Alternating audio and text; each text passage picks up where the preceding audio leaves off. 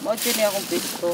Naabtan sa MyTV News Team si Maria Faye Gamboa, 53 anyos usa ka tindera sa Banana Q nga nanilig sa iyang pwesto daplin sa daan sa Upper Banica, Barangay Lahog, Dakbayan sa Subo. Nabala ka si Nanay Maria sa mga taho sa pagpanggawas sa mga bitin sa mga lain-laing dapit dinhi sa Subo ug sa peligro nga dala niini. Oo ni bati jud tag kabalaka ma'am kinsa gud entay di mahadlok sa mga ingon ana nga unta bisan pag magunsag limpyo ato palibot kay mogawas ra na sa panahon nga murag sa init ba kaha o unsa. O ingon ana ba. So kinahanglan lang jud ta mabinantayon. O kay dili baya sa tanang higayon nga mahimong luwas ta sa tanang panahon. O usa lamang si Nanay Maria sa mga Sugboanon nga nibati na og kabalaka tungod niining maong panghitabo.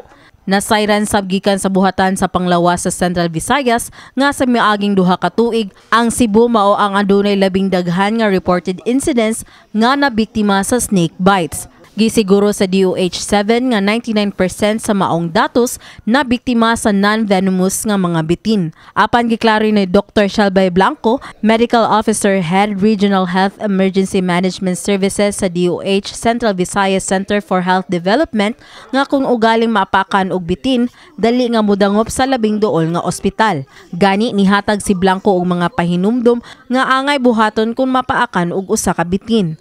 We wear bisan boots na lang kung sa tiil usually, no? So at least ma-protected sad and any other protective clothing. Second, we have to kung lisod man, no, kung ang farmer walay cellphone sad, but at the very least ma-describe niya kung sa to ang nakapaak niya nga bitin para if ever dalon siya sa health facility maka-describe niya sa chow niya matagan tukma nga and appropriate treatment kay lahi man ang treatment for non-venomous o venomous na snakes. Third, as gingon pa ni Doc, avoid moving around too much para dili mo contract ang muscles and dili pa mo kanat ang venom. Next is kalma lang yun ta, dili mo panic. The more ta mo panic, the more magrabe ang kondisyon sa and the more mo spread ang venom. Next is, this is very common. We have to clean the bite and with soap and water. Kana, no? At the very least, kana, mabuhat man yun na nato.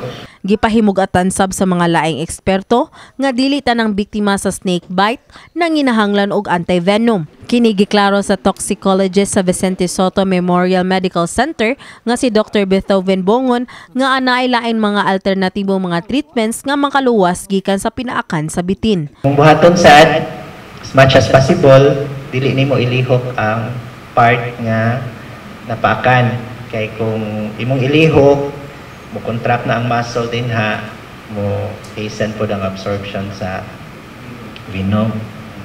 So mo na siya, then kuan lang i-immobilize, pressure immobilization mo na atong gitawag. Tabunan lang og kanang limpyo nga any kung say naanin mo din ha, limpyo nga panapton, i-wrap lang i-wrap nimo dili tight ang pag-wrap ha, i-wrap nimo akuan para lang siya matapunan.